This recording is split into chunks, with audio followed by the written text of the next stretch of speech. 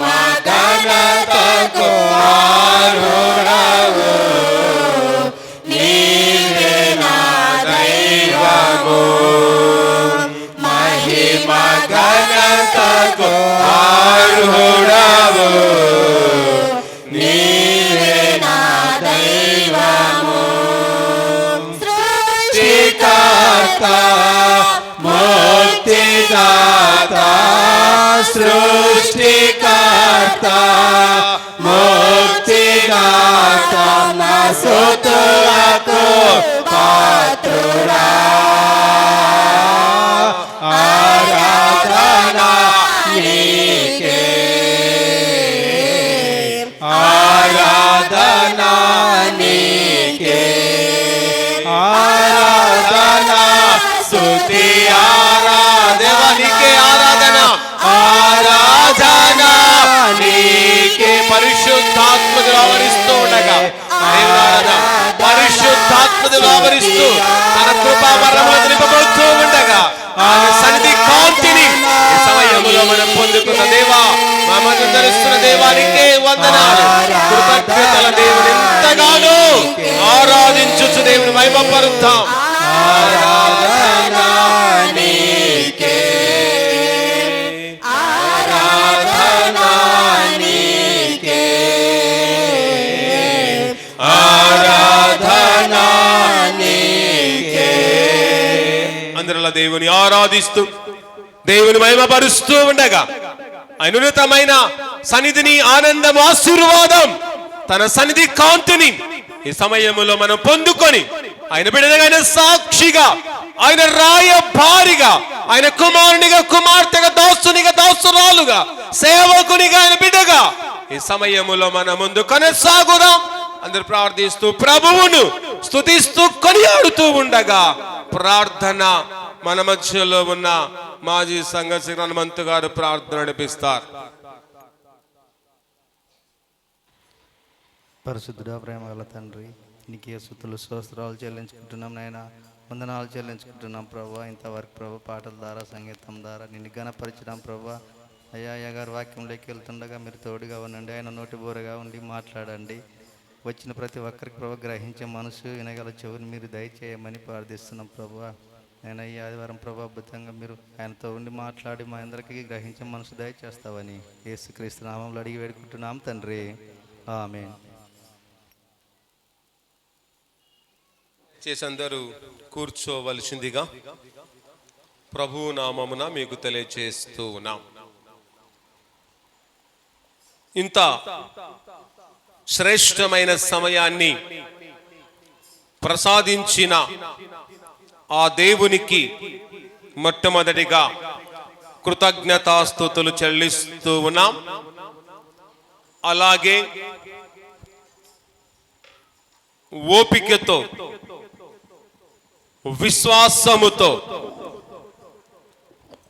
బహునిరీక్షణతో, ఆశాభావముతో, నమ్మకత్వముతో ప్రభు సన్నిధిలో కూర్చున్న మీకందరికీ మన ప్రభు అయిన యేసుక్రీస్తు నామమున మీకందరికీ శుభాభివందనాలు తెలియజేస్తూ ఉన్నాం.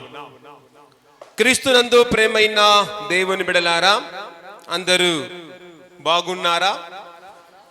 కనుక దేవుడు మనందరినీ బాగుగా ఉంచాడు గనుక అందును బట్టి గట్టిగా చప్పట్లు కొడుతూ ప్రభువును మనము బహు గట్టిగా అభినందించాలని ప్రభు నామమున తెలియజేస్తూ ఉన్నాం. సరే, క్రీస్తునందు ప్రేమైన దేవుని బిడలారా, యొక్క నేటి సమయానికి ఏర్పాటు చేయబడిన దైవ వాక్యమును చదవగా మనమందరము విన్నాం. అలాగే నేటి సమయానికి, నేటి దినానికి, నేటి ఆరాధన కార్యక్రమానికి ఏర్పాటు చేయబడిన ధ్యానాంశము క్రీస్తుతో కూడా అనే ధ్యానాంశంపై కొద్ది నిమిషాలు దేవుని వాక్యాన్ని మనము ధ్యానించుకుందాం. ఏ అంశంపై మనం ధ్యానించబోతున్నామండి? అందరి గట్టిగా చెప్పాలి. క్రీస్తుతో కూడా అనే ధ్యానాంశంపై అనే అంశంపై మనము ధ్యానించబోతూ ఉండగా పరిశుద్ధాత్మ దేవుడు నీతో నాతో బహుసూటిగా మాట్లాడబోతూ ఉండగా శ్రద్ధగా విని విశ్వసించువారుగా ఉండాలని ప్రభు నామమున తెలియచేస్తూ ఉన్నాం. క్రీస్తునందు ప్రేమైన దైవ జనాంగమా, చూడండి, క్రీస్తుతో కూడా మొట్టమొదటి విషయం చూస్తే క్రీస్తుతో కూడా మనము సిలువ వేయబడాలి. చూడండి, క్రీస్తుతో కూడా మనం ఏం వేయబడాలంట? సిలువ వేయబడాలి. కనుక యేసు ప్రభుల వారు ఆయన సిలువ వేయబడిన వాడుగా ఉన్నాడు. ఆయన నీ కొరకు నా కొరకు ఆయన సిలువ వేయబడ్డాడు. ఆయన మన కొరకు సిలువ వేయబడ్డాడు గనుక మనము కూడా ఆయనతో కూడా సిలువ వేయబడాలి. అందుకే చదవబడిన వాక్య భాగములు చూస్తే అక్కడ అపోస్తుడైన పౌలు మనం చూస్తూ ఉన్నాం. అపోస్తుడైన పౌలు క్రీస్తుతో కూడా సిలువ వేయబడినట్లు అక్కడ మనము చూస్తూ ఉన్నాం. ఎవరితో సిలువ వేయబడ్డాడంట? క్రీస్తుతో కూడా ఆయన సిలువ వేయబడ్డాడు. చూడండి, పౌలు అనగా అర్థం ఏమిటంటే చిన్నవాడు అని అర్థం. పౌలు అనగా చిన్నవాడు. కనుక అపోస్తుడైన పౌలు జీవిత చరిత్ర మనమందరము ఎరిగిన వారమే. ఆయన యొక్క జీవిత శైలి మనము ఎరిగిన వారమే. ఆయన క్రీస్తు కొరకు ఏ విధంగా జీవించాడో, క్రీస్తు కొరకు ఎలా బ్రతికాడో, క్రీస్తు కొరకు ఎలా నడుచుకున్నాడో మనమందరము బాగా ఎరిగిన వారముగా ఉన్నాం.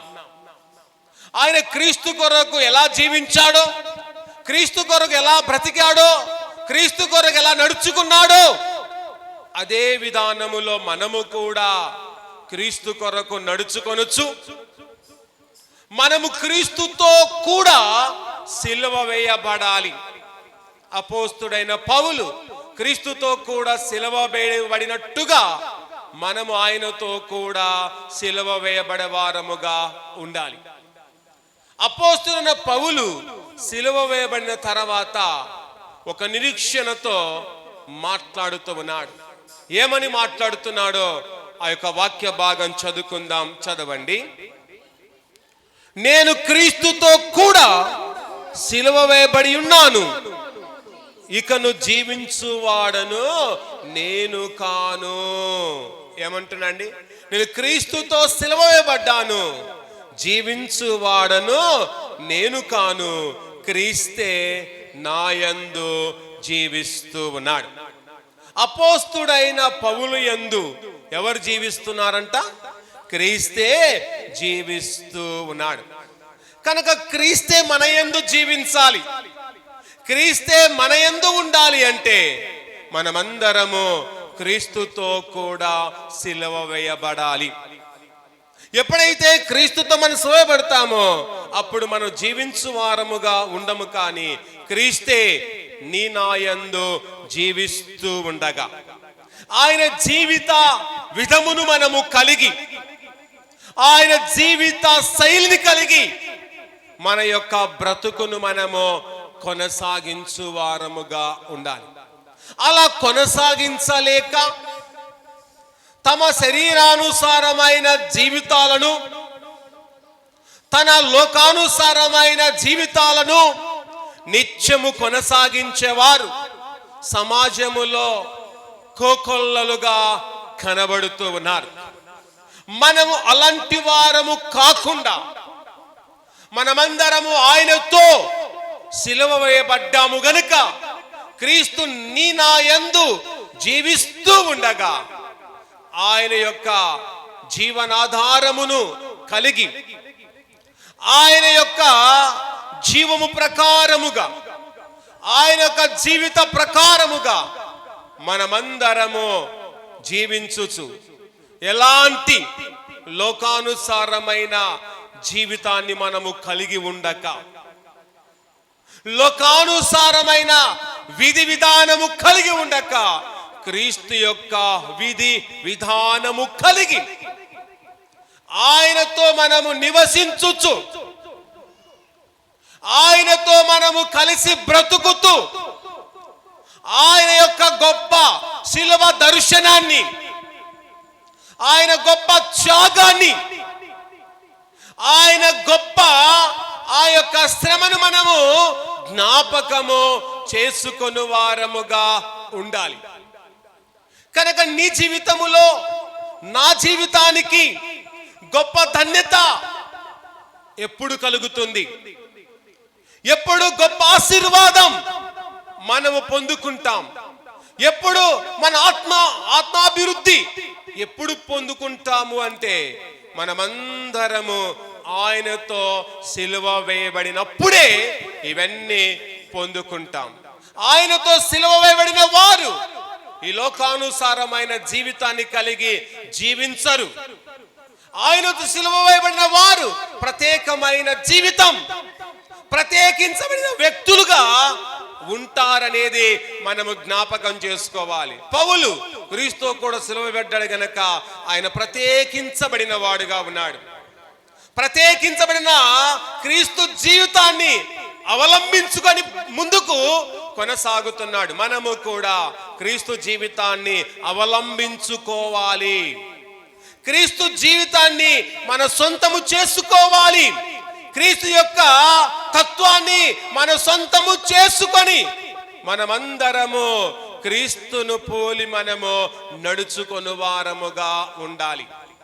ఈ లోకములో ఎవరిని పోలి నడుచుకోకుండా మన ప్రభువును పోలి నడుచుకొని ఆయన యొక్క పోలికలో నిర్మింపబడిన మనము, ఆయన పోలికలో సృష్టింపబడిన మనము ఆయన పోలిక ప్రకారముగా మన జీవితాన్ని మనము కొనసాగించే వారముగా ఉండాలి.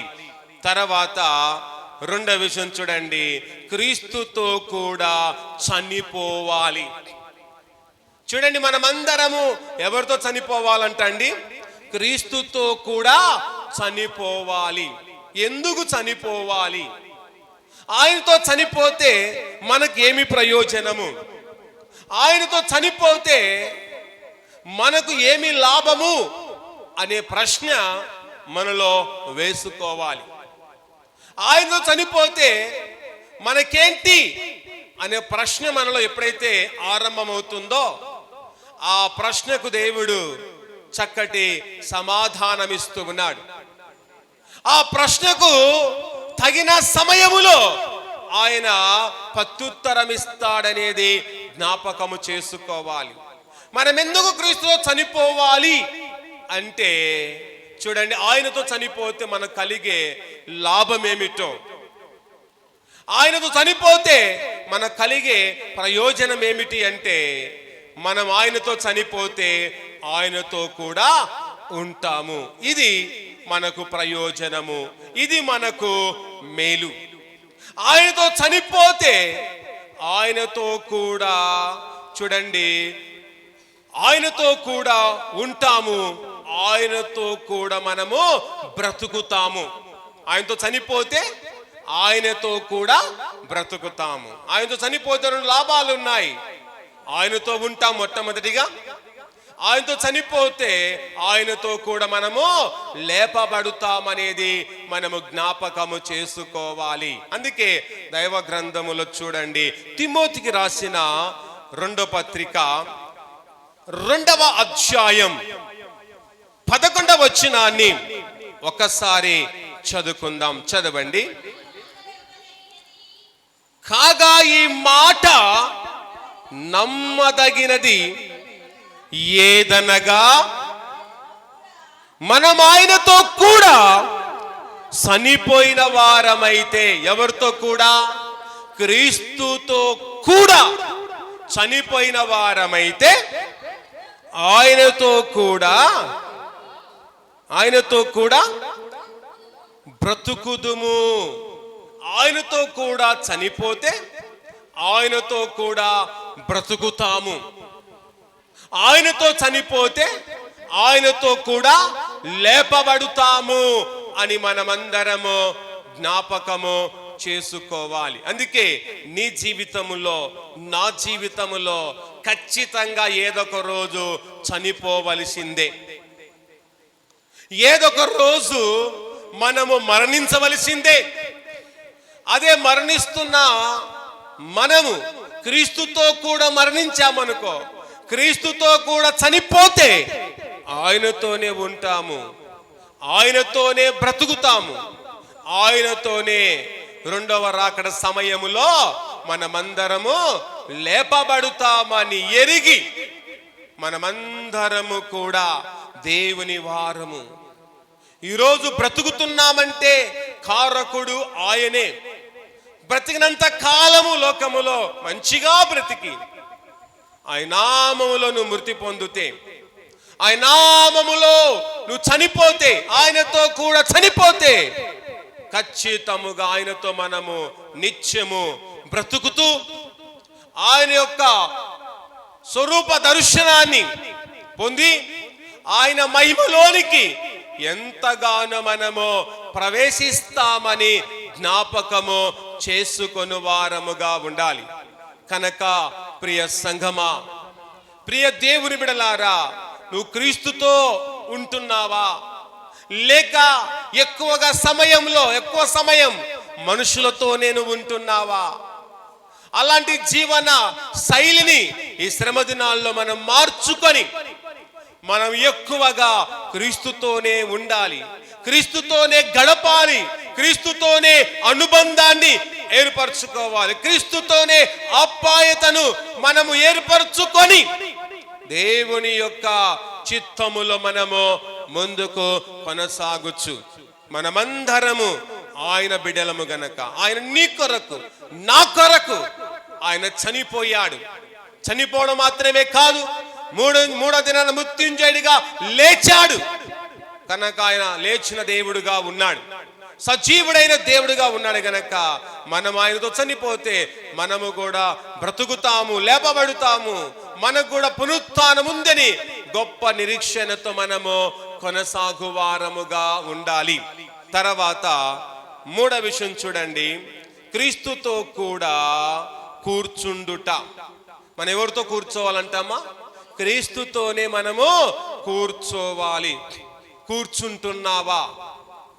నేను విశ్వాసిని అనుకుంటున్నావు, నువ్వు క్రీస్తుతో కూడా కూర్చుంటున్నావా? నేను క్రైస్తవుడను అనుకుంటున్నావు, కానీ క్రీస్తుతో కూర్చుంటున్నావా? నేను ప్రార్థన పరుడను, ప్రార్థన పరురాలని నీవు గొప్పగా చెప్పుకుంటున్నావు, కానీ నువ్వు దేవునితో ఎంతవరకు కూర్చుంటున్నావు? ఎంతవరకు ఆయనతో కూర్చొని మాట్లాడుతూ ఉన్నావు అనేది ఒక్కసారి ఆలోచించాలి. కానీ మన జీవితంలో దేవునితో మనం కూర్చోలేకపోతున్నాం. మనుషులతోనైతే గంటలు గంటలు కూర్చుంటాం, మనుషులతోనైతే గంటలు గంటలు మాట్లాడుతూ ఉంటాం. ఎక్కడ లేని మాటలు మనుషులతో కూర్చున్నప్పుడు జ్ఞాపకం వస్తూ ఉంటాయి. అందరితో లేనిపోని మాటలు, ఊర్లో లేని మాటలు కొన్ని, ఊరి బయట కొన్ని మాటలు, పొలాల్లో ఉన్న కొన్ని మాటలు, అలాగ వీధుల్లో ఉన్న కొన్ని మాటలన్నీ కలుపుకొని ఒకే చోట మనుషులతో కూర్చొని మాట్లాడేవారు సమాజములో చాలా మంది ఉన్నారు. అలా కాకుండా మన జీవితములో ఎక్కువగా క్రీస్తుతో మనము కూర్చొని వారముగా ఉండాలి. చూడండి, ఒక ఉన్నతమైన వ్యక్తి లేక ఒక రాజకీయ నాయకుడు లేదా ఒక ఎమ్మెల్యే ఉన్నాడు అనుకోండి, అతని పక్కన మనము కూర్చుంటే అది ఎంతగానో ఫీల్ అయిపోతాం. నేను ఒక ఎమ్మెల్యే పక్కన కూర్చున్నాను అని. అది జీవితములో ఒక మరుపురాని సంఘటనగా గుర్తుంచుకొని ఎప్పుడు దాని గురించి ఆలోచిస్తూ ఉంటారు. ఒక ఎమ్మెల్యే పక్కన కూర్చున్నామనుకోండి, అది ఎప్పుడు కూడా జ్ఞాపకం ఉంచుకొని అది మరుపురాని విషయమని ఎన్ని రోజులైనా ఎన్ని సంవత్సరాలైనా అది జ్ఞాపకం అలాగే ఉంచుకుంటాం. కానీ మన దేవుడు ఎమ్మెల్యే కంటే, ఒక ఎంపీ కంటే, ఒక ముఖ్యమంత్రి కంటే, ఒక ప్రధానమంత్రి కంటే, అందరికంటే మన దేవుడు అత్యున్నతమైన వాడు. అందరికంటే మన దేవుడు గొప్పవాడు. రాజులకే రాజైన దేవుడు.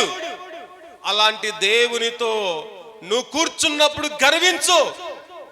నేను నా రాజుతో కూర్చున్నాను, నా దేవునితో నేను కూర్చుంటున్నానని అతిశయించాలి. కానీ మనుషులతో కూర్చున్నప్పుడు నువ్వు అతిశయిస్తున్నావు, అది నీకు మంచిది కాదు. నువ్వు దేవునితో కూర్చున్నప్పుడు, దేవుని సన్నిధిలో కూర్చున్నప్పుడు నువ్వు అతిశయించాలి, గర్వించాలి. ఎందుకంటే నా దేవునితో నేను కూర్చున్నాను, నా దేవునితో మాట్లాడుతూ ఉన్నాను, నా దేవునితో నేను కలిసి ఉన్నానని ఎప్పుడు కూడా మనము సంతోషించి, గర్వించి, అతిశయించి దేవుని యొక్క సన్నిధిలో నిత్యము మనము గంతులు వేసేవారముగా ఉండాలి.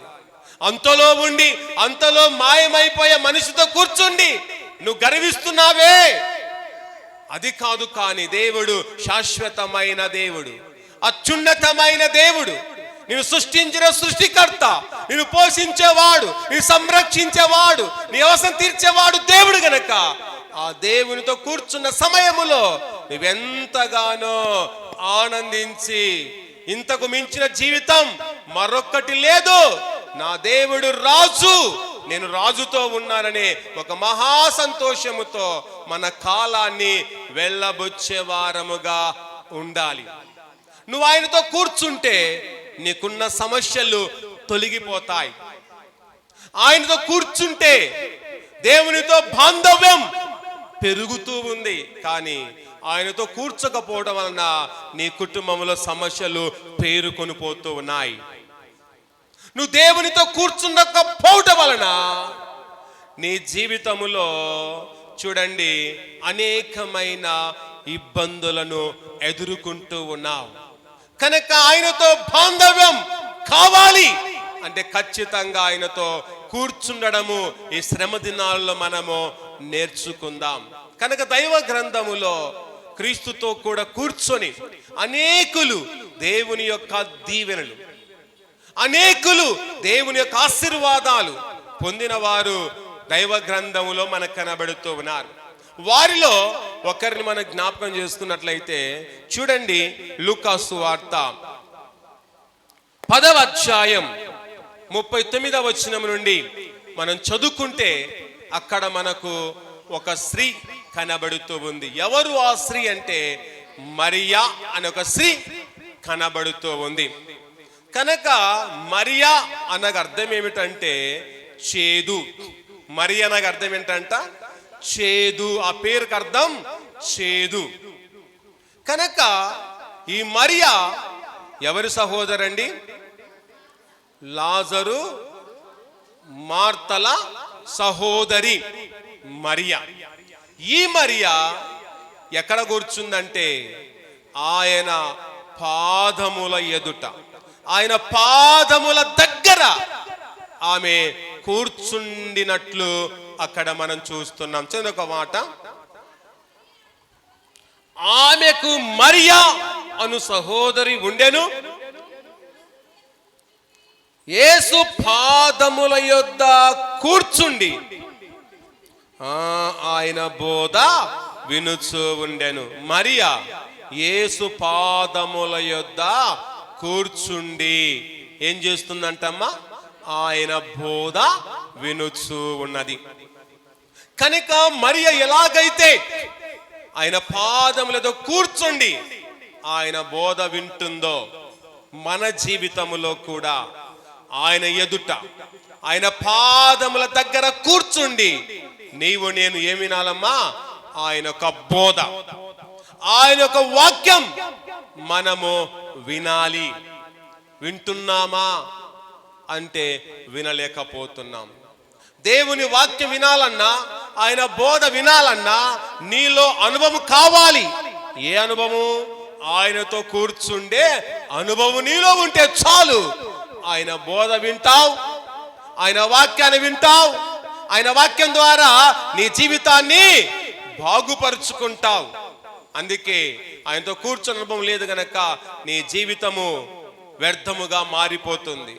ఆయనతో కూర్చునే అనుభవం నీలో లేదు గనక నీ జీవితం అంతంత మాత్రంగానే ఉంటుంది. ఆయనతో కూర్చునే అనుభవం నీలో లేదు గనక నీ కుటుంబము దిగజారిన కుటుంబంగా మారిపోతూ ఉంది. ఆయనతో కూర్చునే అనుభవం నీలో లేదు గనక నీలో రోగం అనేది నిండుకొని పోతూ ఉంది. ఆయనతో కూర్చునే స్వభావం నీలో లేదు గనక నువ్వింకా లోకానుసారిగానే, ఒక వ్యభిచారిగానే, ఒక లోబిగా నువ్వు జీవిస్తూ ఉన్నావు. వీటన్నిటికీ నువ్వు ఫుల్ స్టాప్ పెట్టాలి. వీటన్నిటిలో నువ్వు విముక్తి కావాలి అంటే నీవు ఆయనతో కూర్చోవడమే సరైన జీవితము. ఆయనలో ఉండడమే సరైన జీవితము. ఆయనతో నడవడమే సరైన క్రైస్తవ జీవితం. ఆయనతోనే ఉండడమే సరైన నిర్ణయం అని జ్ఞాపకం చేసుకొని ఆయనతోనే మనము ఉండాలి. ఆయనతోనే కలవాలి. ఆయనతోనే నివాసము చేయాలి. ఇంతవరకు ఆయనతో నివాసము చేయక నువ్వు దయ్యములతో నివాసం చేస్తున్నావా? అంధకారముతో నివాసం చేస్తున్నావా? మానుకో. పాపముతో నివాసం చేస్తున్నావా? మానుకో. లేక పాపముతో సంసారం చేస్తున్నావా? మానుకో.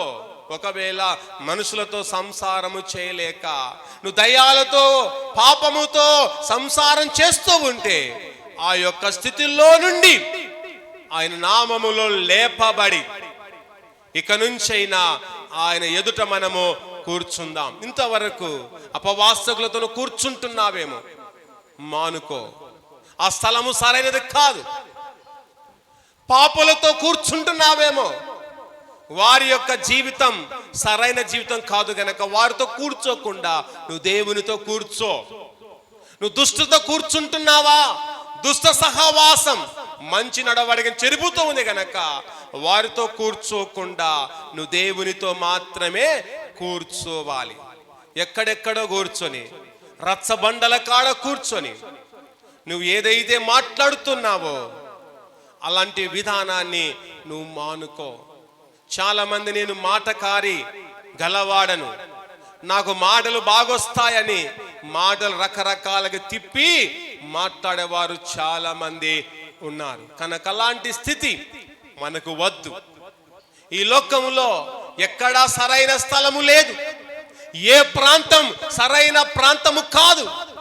కానీ దేవుని సన్నిధి మనకు సరైన ప్రాంతం. దేవుని యొక్క సన్నిధే మనకు సరైన స్థలం. ఆయన ఎదుట కూర్చోవడమే సరైన భక్తి జీవితం. అందుకే ఆయన ఎదుట ఈ శ్రమ దినాల్లో మనం కూర్చొని ఆయన పాదముల యొద్ద ఉంటూ ఆయన బోధను మనము తూచా తప్పకుండా విందాం. ఆయన బోధను మనం విని విడిచిపెట్టడము గొప్పతనము కాదు, విని వాటిని అనుసరించడమే గొప్పతనం అనేది మనము ఎంచుకొని వారముగా ఉండాలి. కనుక ప్రియమైన దేవుని బిడలారా, కనుక నీ జీవితములో నా జీవితములో మన యొక్క స్థితిగతులు ఎలా ఉన్నాయి అనేది ఒక్కసారి ఆలోచించు వారముగా ఉండాలి. కనుక ప్రియ దేవుని బిడ్డ, నీ చెవులు నా చెవులు వినాలి. వాటి ప్రకారముగా, విన్న ప్రకారముగా నడుచుకోవడము నీకు నాకు ఎంతో అవసరమయ్యున్నదని మనము తెలుసుకొని వారముగా ఉండాలి. కనుక మరియ సరైన నిర్ణయం, సరైన స్థానములో కూర్చొని ప్రభువును ఎంతగానో ఆమె హత్తుకొని ప్రభు యొక్క మాటలు అతి శ్రద్ధగా వింటుంది గనక ఆమె దేన్ని ఎన్నుకున్నదంటమ్మా? ఉత్తమమైన దానిని ఎన్నుకున్నది. కనుక మనం కూడా ఉత్తమమైన దాన్ని ఎన్నుకొని, మన దేవుడు ఉత్తముడని రుచి చూచి తెలుసుకొని, ఉత్తమమైన మార్గం, ఉత్తమమైన దేవుని సన్నిధి, ఉత్తమమైన ఆయన ఎదుట మనం కూర్చొని నివాసము చేసే వ్యక్తులముగా మనము జీవించు వారముగా ఉండాలి. తర్వాత 4వ విషయం చూడండి, క్రీస్తుతో కూడా జీవించుట. మనం ఎవరితో జీవించాలంటమ్మా? క్రీస్తుతోనే జీవించాలి. ఎంతవరకు జీవించాలి? ఈ లోకములో ఉన్నంత వరకు మనము క్రీస్తుతోనే మనము జీవించాలి. కానీ క్రీస్తుతో జీవించలేక చాలా మంది క్రీస్తును వదిలిపెట్టి మనుషులతో బంధాలను ఏర్పరచుకొని వారితోనే కాలము వెళ్ళబుచ్చుతూ ఉన్నారు. ఒకవేళ దేవుడు నీకు సాటైన సహాయకురాలు, సాటైన సహాయకుని దేవుడిచ్చింటే వారితో కలిసి జీవించడము అది దేవుని యొక్క చిత్తమే. కానీ అలాంటి జీవితాన్ని ఎవరు జీవించడము లేదండి. దేవుడు ఏర్పరిచిన ఆ బాంధవ్య ప్రకారంగా జీవించక, ఈ బాంధవ్యం మాకొద్దని లోకములో ఉన్న అక్రమ బాంధవ్యాలను ఏర్పరచుకొని పరస్త్రీతో జీవించేవారు సమాజములో చాలా మంది ఉన్నారు. పరపురుషులతో జీవించేవారు సమాజములో ఉన్నారు. ఇవన్నీ కూడా దేవుడు చూస్తూనే ఉన్నాడు. ఇవన్నీ దేవుడు పరిశీలిస్తున్నాడు. తగిన సమయములో దేవుడు నీకు నాకు బుద్ధిని ప్రసాదిస్తాడు. తగిన సమయములో పరస్త్రీతో నువ్వుంటే ఏదొక రోజు నీ మక్కులు నిరగొట్టడానికి దేవుడు సిద్ధముగా ఉన్నాడు. పరపురుషునితో నువ్వు నివసిస్తూ ఉంటే నీ యొక్క మెడలు ఇరగొట్టేవాడు దేవుడు సిద్ధముగా ఉన్నాడని ఎరిగి, ఈ లోకములో సక్రమమైన జీవితం మనకు కావాలి. అక్రమమైన జీవితం నువ్వు కలిగి ఉంటే నువ్వు కొని తెచ్చుకుంటున్నావు దేవుని యొక్క ఉగ్రత, దేవుని శాపం నీ మీదికి వస్తుంది. గనక ప్రియ దేవుని బిడ్డ, ఎంతవరకు దేవునికి వ్యతిరేకమైన జీవితం జీవిస్తావు? ఎంతవరకు నాకు బలముంది కదా అని నువ్వెంతవరకు అన్యాయంగా జీవిస్తావో ఒకసారి ఆలోచించుకొని ఆ జీవితాన్ని దినాన మనము సంపూర్ణంగా మార్చుకొని క్రీస్తుతో కూడా మనము జీవించాలి. అందుకే అపోస్తలుడైన పౌలు చాలా చక్కగా మాట్లాడుతూ ఉన్నాడు. చూడండి, ఫిలిప్పీలకు రాసిన పత్రిక 1వ అధ్యాయం 21వ వచనంలో అంటాడు, ఏమంటున్నాడు చూడండి, నా మటుకైతే బ్రతుకుట క్రీస్తే, చాబైతే లాభం. ఏ లాభం అంటాం ఆయనకు? చాబైతే లాభం అంటున్నాడు. కానీ మనం అంటామా నాకు చాబు లాభం అనేవారు ఎవరైనా ఉన్నారండి? ఎవరు కూడా లేరు. పౌలు ఎందుకు అంటున్నాడు చాబైతే లాభం అంటే, బ్రతికినా క్రీస్తును కలిగి ఉన్నాను, చనిపోతే కూడా క్రీస్తుతో ఉంటాను, అది కూడా నాకు లాభమే. ఎంత నిరీక్షణ, ఎంత సమర్పణ జీవితమో ఒకసారి ఆలోచించాలి. మనము కూడా ఇదే నిరీక్షణ కలిగి ఉండాలి. బ్రతికినా క్రీస్తుతో కూడా బ్రతకాలి. మనము జీవించిన క్రీస్తుతో కూడా జీవించాలి. చనిపోతే కూడా అది నాకు లాభమే, నేను క్రీస్తుతో ఉంటాననే ఒక గొప్ప ఆశతో, ఆశాభావముతో మనము ముందుకు సాగిపోయే వారముగా ఉండాలి. చూడండి, ఈ లోకములో మనము ఎందుకు బ్రతకాలి? అనేది మనం ఆలోచించాలి. కనుక ఈ లోకములో మనం ఎందుకు బ్రతకాలి అంటే, మన జీవితంలో కొన్ని మనం నెరవేర్చవలసినవి ఉన్నాయి.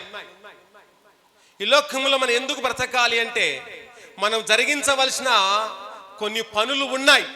అవే పనులో ఈ సమయంలో దేవుడు మనకు తెలియచేస్తుండగా మనము శ్రద్ధగా విందాం. చూడండి, మనము ఎందుకు బ్రతకాలి అంటే, చూడండి 4లో 1 దేవుని మహిమార్థముగా మనం బ్రతకాలంట. ఈ లోకంలో ఎందుకు బ్రతకాలంటమ్మా? దేవుని యొక్క మహిమార్థంగా బ్రతకాలి. నువ్వు బ్రతుకుతున్నావా?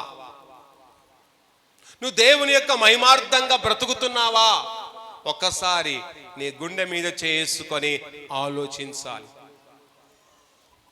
ఆయన మహిమార్థంగా జీవిస్తున్నామా లేదా అని ఒక్కసారి ఆలోచించి, ఇక నుంచైనా ఆయన మహిమార్థము కొరకు, ఆయన యొక్క మహిమార్థం కొరకే ఈ లోకములో బ్రతకాలి. కానీ మన స్వార్థము కొరకు, మన సులాభము కొరకు ఈ లోకములో బ్రతకడానికి వీలు లేదు.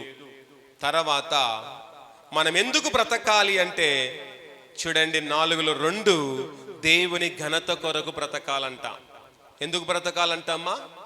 దేవుని ఘనత కొరకు నువ్వు బ్రతకాలి. నువ్వు బ్రతుకుతూ దేవునికి ఘనహీనత చెల్లించకూడదు. కానీ దేవుని ఘనత కొరకే మనము బ్రతకడము నేర్చుకుందాం. నువ్వు తినడానికి నువ్వు బ్రతుకుతున్నావు, తిరగడానికి బ్రతుకుతున్నావు, ఒక తిండిపోతుగా, తిరుగుబోతుగా, త్రాగుబోతుగా ఉండడానికి బ్రతుకుతున్నావు. కానీ నువ్వు దేవుని ఘనత కొరకు ఇంతవరకు బ్రతకకపోతే, ఈ శ్రమ దినాల్లోనైనా ఖచ్చితంగా దేవుని ఘనత కొరకు మనము ప్రత్యేకముగా బ్రతుకువారముగా ఉండాలి. తర్వాత చూడండి 4లో 3 దేని కొరకు మనము బ్రతకాలి అంటే, దేవుని సేవ చేయుట కొరకు బ్రతకాలంట. ఎందుకొరకు బ్రతకాలంటమ్మా? దేవుని సేవ చేయడానికి, దేవుని పని చేయడానికి మాత్రమే మనం బ్రతకాలి. నువ్వు బ్రతుకుతున్నావా అంటే, దేవుని సేవ అనగా ఆమెను దూరమున పరిగెత్తి పారిపోయేవారు చాలా మంది ఉన్నారు. అన్ని పనులు చేస్తాం, దేవుని పని చేయాలనగానే మనకు చేతులు ముందుకు రావు, కాళ్ళు ముందుకు వెళ్ళవు. అదే మన పని అంటే ఏం చేస్తామండి? అందరికంటే మనమే ముందుండి మన పనిని మనము జరిగించుకుంటాం. అందుకే చాలా మంది చూడండి ఒక మాట చెబుతూ ఉంటారు పెద్దలు. చూడండి, మట్టికైనా ఇంటోడే వెళ్ళాలంట. ఒక మట్టి తీసుకురావాలంటే ఎవరు వెళ్ళాలంట? ఇంటోడే వెళ్ళి మట్టి తీసుకురావాలని పెద్దలు సామెత చెబుతూ ఉంటారు. అదే దేవుని పని ఉందనుకోండి, ఏం చేస్తామంటే, నాకు పని ఉందని సాకులు చెప్పి తమ సొంత పనులు చేసుకునే వారు చాలా మంది ఉన్నారు. దేవుని పనిని పక్కన పెట్టి తమ పనులను చేసుకొని, తన పొలాలు సాగు చేసుకొని, తన స్వలాభం కొరకు పాకులాడేవారు సమాజములో చాలా మంది ఉన్నారు. నీ పని కంటే, నా పని కంటే దేవుని పని ప్రాముఖ్యము. దేవుని పని చేసిన తర్వాత నీ పని చేసుకో, అదే నీకు సమృద్ధి. దేవునిగా పనిగా నిర్లక్ష్యం చేసి నువ్వెంత పని చేసుకున్నా నీకు మిగిలేది గుండు సున్న తప్ప మరొకటి మిగలదు. నువ్వెంత పని చేసినా దేవుని పని చేయకుండా నీ పని చేసుకున్నావు అనుకో, చివరికి నువ్వు అప్పుల పాలు తప్ప మరొకటి ఉండదు. నువ్వు దేవుని పని చేయకుండా నువ్వు సోమరిగా ఉన్నావు అనుకో, నీ జీవితంలో ఎంత నష్టం వస్తుందో కోలుకలేనంత నష్టం నీకు జరిగిపోతుంది. అలా జరగకుండా ఉండాలి అంటే నువ్వు దేవుని పని చెయ్యి, దేవుని పని చేస్తాడు. దేవుని కార్యం ముందుకు తీసుకువెళ్ళు, దేవుని జీవితంలో కార్యం చేస్తాడు. దేవుని పని నిర్లక్ష్యం చేస్తే దేవుడు నిన్ను నిర్లక్ష్యం చేస్తాడు. నీ పొల పని నిర్లక్ష్యం చేస్తాడు. నీ కుటుంబాన్ని నిర్లక్ష్యం చేస్తే నువ్వేమైపోతావు ఒక్కసారి ఆలోచించుకొని. మనం బ్రతుకుతున్నాం ఎందుకు ఆయన యొక్క సేవ చేయడానికి మాత్రమే బ్రతుకుతున్నాం గనక ఆయన సేవను మనము చేసి బలనమ్మకమైన దాసుడా, బలనమ్మకమైన దాసురాలా అని పేరును మనము సంపాదించుకొని వారముగా ఉండాలి. తర్వాత మనం ఎందుకు బ్రతకాలి అంటే 4 విషయం ఏంటంటే నిజమైన సాక్షి ఉండడానికి బ్రతకాలంట. ఏ సాక్షిగమ్మా? నిజమైన సాక్షిగా ఉండడానికి మనం బ్రతకాలి. నువ్వు నిజమైన సాక్షిగా ఉన్నావా? అబద్ధ సాక్షిగా ఉన్నావా? ఇక్కడి మాటలు అక్కడ మోసే వ్యక్తిగా ఉన్నావా? అక్కడి మాటలు ఇక్కడ తీసుకొచ్చి నువ్వు కాలాన్ని, నీ పబ్బాన్ని గడుపుతున్నావేమో. అలాంటి జీవితము మనకు వద్దు. చాలా మంది ఇక్కడి మాటలు అక్కడికి మోయడం, అక్కడి మాటలు ఇక్కడ మోస్తూ ఇద్దరి మధ్యలో చాలా మంది బోకర్లుగా ఉంటూ జీవించేవారు చాలా మంది ఉన్నారు. అలాంటి స్థితి నీలో ఉంటే మానుకో. నువ్వు ఎందుకొరకు బ్రతుకుతున్నావు? ఎందుకొరకు దేవుడు నిన్ను బ్రతికిస్తున్నాడు అంటే కారణం ఒక నిజమైన సాక్షిగా ఉండాలని దేవుడు నిన్ను బ్రతికిస్తున్నాడు గనక దేవుని ఎదుట నిజమైన సాక్షిగా, శిలువ సాక్షిగా, సంఘ సాక్షిగా, ఆయన వాక్య సాక్షిగా నువ్వు నిలబడే వ్యక్తిగా ఉండాలని ప్రభువు కోరుకుంటుండగా ఆయన కోరిక మేరకు నిజమైన సాక్షిగా ఉందాం. అబద్ధ సాక్షిగా నువ్వుంటూ అబద్ధములాడే వాడుగా, అబద్ధములాడే దానగా ఉంటే అలాంటి బ్రతుకుకు ఈ దినాన ఖచ్చితంగా పుల్లు స్టాప్ పెట్టి మనము నివసించు వారముగా ఉండాలి. తర్వాత ఎందుకు మనం బ్రతకాలి అంటే 4లో 5 చూడండి. దేవుని స్తుతించడానికి మనము బ్రతకాలి. ఎందుకు బ్రతకాలంట? మనము దేవుని స్తుతించడానికే బ్రతకాలి. మృతులు దేవుని స్తుతిస్తారండి? స్తుతించలేరు. సజీవులు కదా ప్రభువా నిన్ను స్తుతించేది. ఎవరిని దేవుని స్తుతిస్తారంట? సజీవులు మాత్రమే దేవుని స్తుతిస్తారు. కానీ మృతులు, చనిపోయిన వారు ఎవరు కూడా దేవుని స్తుతించలేరు. ఎందుకు అంటే చనిపోయిన వారిలో ఆత్మ ఉండదు, ప్రాణం ఉండదు, వారికి స్వరం ఉండదు, వారికి చూపు ఉండదు, వారికి వినికిడి ఉండదు గనక, వారు చచ్చిన శవము గనక వారు దేవుణ్ణి స్తుతించలేరు. బ్రతికి ఉన్న మనమే ఏం చేయాలమ్మా? దేవుని స్తుతించాలి. కానీ బ్రతికి ఉన్న మనమే ఒక శవములాగా మిగిలిపోతున్నాం. బ్రతుకుతున్నామంటే బ్రతుకుతున్నాం. నువ్వు దేవుని స్తుతించకపోతే నువ్వు శవమే. నువ్వు దేవుని స్తుతించకపోతే నువ్వు మృతుడవే. నువ్వు దేవుని స్తుతించకపోతే నీ జీవితము ఏమైతుందో ఒక్కసారి ఆలోచించుకొని ఈ శ్రమ దినాల్లో ఖచ్చితంగా మనమందరము దేవుని స్తుతించడం మనము నేర్చుకుందాం. దేవుని స్తుతించుటలో ఉండే దీవెన మరొక దాంట్లో లేదు. దేవుని స్తుతించే దాంట్లో ఉన్న ఆ యొక్క ఆశీర్వాదం మరొక దాంట్లో లేదు గనక ఆయన స్తుతించి ఆయన ఇచ్చే గొప్ప ఆశీర్వాదానికి మనము నాంది పలికి ఆయన ద్వారా ఆశీర్వాదాలను మనము పొందిన వారముగా ఉండాలి. తర్వాత మనం ఎందుకు బ్రతకాలి అంటే చూడండి 4లో 6 దేవుని ఆరాధించుటకు బ్రతకాలి. అమ్మా మీ పిల్లలు జాగ్రత్త. ఎందుకు బ్రతకాలంటే అమ్మా 6వదిగా దేవుణ్ణి ఆరాధించుటకు బ్రతకాలి. ఇక్కడ ఎంత చెప్తున్నా మన మనసు ఎక్కదు కానీ అక్కడ పిల్లోడు ఏడుస్తున్న అందరూ అక్కడ చూస్తున్నారు. ఏం చేస్తున్నారమ్మా?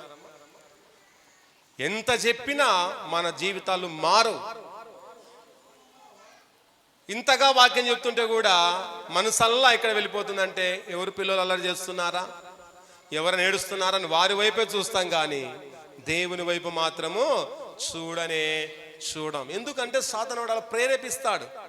వాక్యం శ్రద్ధగా వింటున్నప్పుడు చెడగొట్టాలని ఏదో ఒక రకంగా వాడు ప్రేరేపిస్తాడు. వెంటనే మన మనసు ఎక్కడ వెళుతుందమ్మా? అక్కడికి తప్ప మరొక చోటికి మన దేవుని పైన మనసు, వాక్యం పైన మనసు నిలపలేని వారముగా ఉంటాం. కనుక దేవుడు చూడండి మనం పరిశీలిస్తున్నాడు. దేవుని సన్నిధిలో కూర్చున్న నీవు, నీ మనసు ఎలా ఉందో, నీ ఆలోచన ఎలా ఉన్నాయో అన్ని చూస్తూ ఉన్నాడు గనక భయముతో, వణుకుతో నువ్వు దేవుని సన్నిధిలో కూర్చోవాలి. ఏమి వచ్చినా నీవు దాని వైపు కూడా చూడకూడదు. ఏ శబ్దం కలిగినా ఆ శబ్దాన్ని వినకూడదు, కానీ నువ్వు దేవుని యొక్క వాక్యమును మాత్రమే వినువారముగా ఉండాలి. వాటి ప్రకారంగా మనము జీవించు వారముగా ఉండాలి. అందుకే నీవు ఎందుకు బ్రతకల? దేవుని ఆరాధించుటకు ఈ లోకములో బ్రతికి క్రీస్తు కొరకు జీవితాంతం ముందుకు వెళ్ళాలి. నువ్వు ఆరాధిస్తున్నావా? నీ ఆరాధన సరిగా ఉందా? ఆరాధన లేని వ్యక్తిగా ఉన్నావా? నీలో ఆరాధన లేకపోతే నీ జీవితం అంతా కూడా అంధకారమయమే. అందుకు నువ్వు దేవుని ఆరాధించే గొప్ప ఆరాధికుడిగా, ఆరాధికురాలుగా ఉండాలని ప్రభువు నామమున తెలియజేస్తూ ఉన్నాం. తర్వాత చూడండి, ఎందుకు బ్రతకాలి అంటే మనమందరము 4-7 దేవుని ధ్యానించడానికి మనం బ్రతకాలంట. ఎందుకు బ్రతకాలంటమ్మా? దేవుని ధ్యానించడానికి బ్రతకాలి, కానీ తిని త్రాగి తిరుగుబోతుతనంలో ఉండడానికి మనము బ్రతకవలసిన అవసరత లేదు. కానీ దేవుణ్ణి ధ్యానించడానికి మాత్రమే మనము బ్రతికి దేవుని మనము ధ్యానించు వారముగా ఉండాలి. ఎందుకు ఈ లోకంలో బ్రతకాలి అంటే 8 చూడండి, కృతజ్ఞత కలిగి ఉండడానికి మనము బ్రతికి ఉండాలంట. దేనికంటమ్మా? కృతజ్ఞత కలిగి, దేవుని కృతజ్ఞత కలిగి ఉండడానికి మాత్రమే మనము బ్రతకాలి. బ్రతికి దేవునికి కృతజ్ఞతాస్తుతులు మనము చెల్లించే వారముగా ఉండాలి. ఇలాంటి కృతజ్ఞత జీవితం నీలో ఉందా?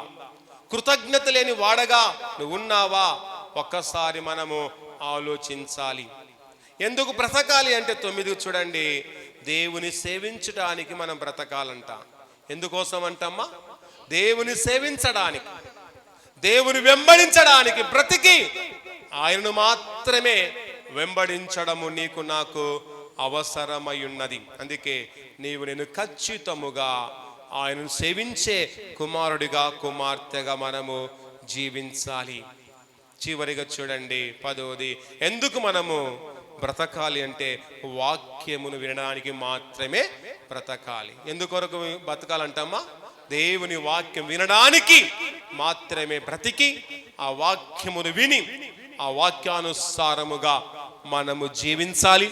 ఆ వాక్యానుసారంగా బ్రతుకుతూ మన యొక్క జీవితాన్ని యేసయ్యకు సంపూర్ణంగా మనము సమర్పించుకొని క్రీస్తు కొరకు మాత్రమే మనము ఈ లోకములో జీవించాలి.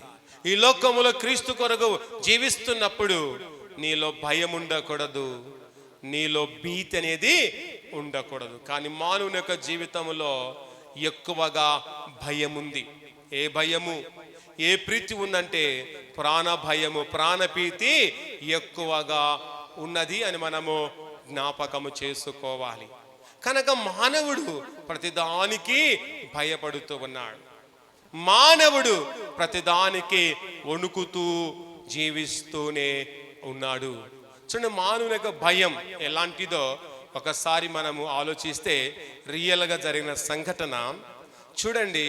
వీపనగండ్ల గ్రామములో ఇలాగే దేవుని వాక్యాన్ని ప్రకటిస్తూ ఉన్నాను.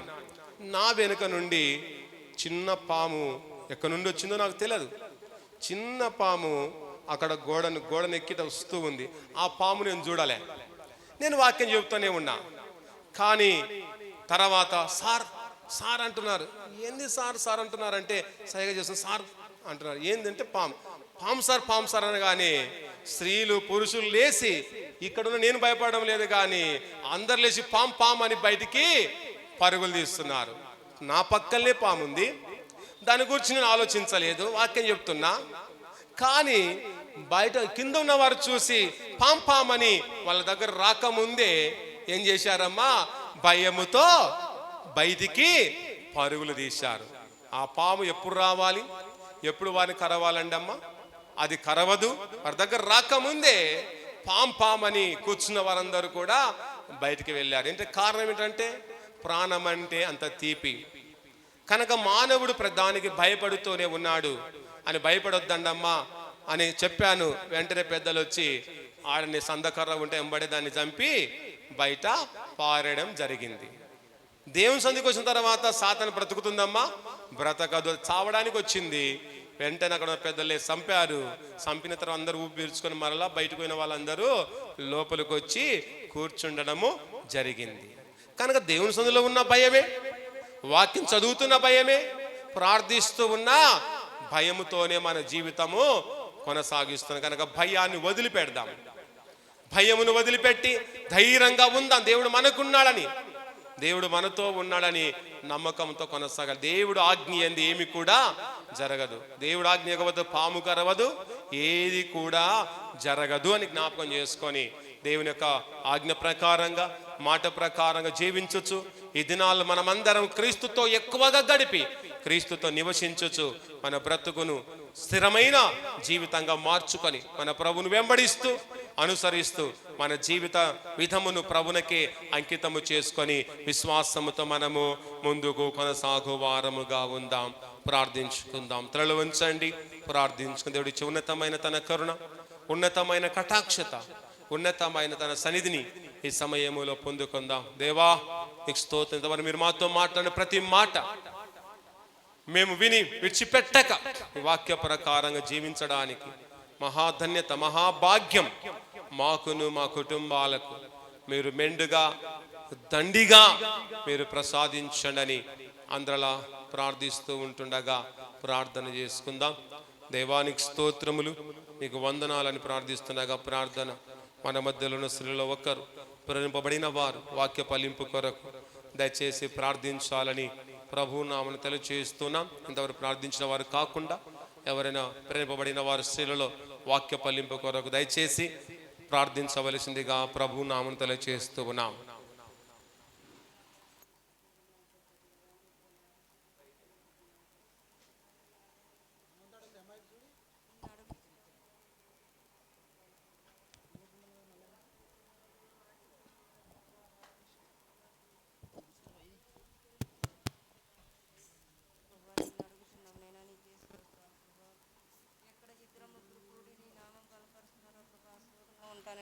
వాగ్దానం చెప్పిన దేవా నీకే వందనాలు. లోకములు అయితే ఎందరైతే నశించిపోతున్నామో ప్రభా, నశించిపోయిన హృదయం ప్రభా ఎదికి రక్షించడానికి ప్రభా, మేము చేసిన పాపముల కొరకు ప్రభా, మేము చేసిన అపరాధముల కొరకు ప్రభా, మా కొరకు నేను సిలువలో ఏలాడి ప్రభా, దేశానికి ప్రపంచానికి ప్రభా ఎలుగై వచ్చిన దానికి నీకు ఎన్ని స్తుతులు చెల్లించినా మేము సాలమునైనా. యేసయ్యా నీకే స్తుతులు స్తోత్రాలు ప్రభా. ఇప్పుడు నుంటైనా ప్రభా మా హృదయం మార్చుకొని, మా మనసును మార్చుకొని ప్రభా, నీ వాక్యాసరిగా ప్రభా, నీ దాసుడు చెప్పిన వాక్యముని ప్రభా మా హృదయంలో ప్రభా నీరు కట్టి ఫలింప దయచేస్తావని ప్రభా నిన్ను అడుగుతున్నాము నైనా. నీకే స్తోత్రాలు ప్రభా. నేలలో ఏ ఇతనం వేస్తే ఏ ఇతనం మలుస్తుందని ప్రభా, మొక్కనెట్ట శీఘ్రంగా చేస్తావా ప్రభా, ఆ వాక్యమును కానీ మా హృదయంలో శీఘ్రంగా చేసి ప్రభా మా హృదయంలో ప్రభా నాటబడవాగా వాడుకుంటావని నిన్ను అడుగుతున్నాము నైనా. నీకే స్తోత్రములు ప్రభా. లోకములు అయితేనైనా ఎవరిని నమ్మినా వ్యర్థమని ప్రభా, నిన్ను నమ్మిన వారికి ఇవేమి స్తోత్రాలు ప్రభా. నీ నాటబడే వాక్యమును ప్రభా ఫలించ భాగ్యం దయచేస్తావని ప్రభా నీకే స్తుతులు స్తోత్రాలు ప్రభా. ఇక్కడ ఏ బిడ్డలైతే ఏం అడుగు